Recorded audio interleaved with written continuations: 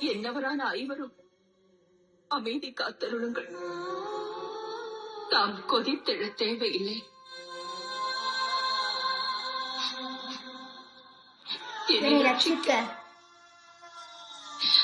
இனி தாம் எவராலும் இயலாது.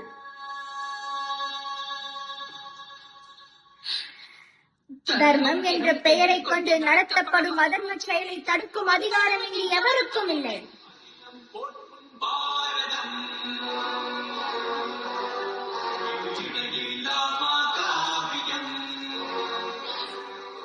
ஐம்பெரும் மாவீரம் அவையில் அடங்கி கிடப்பதுதான் தர்மமா?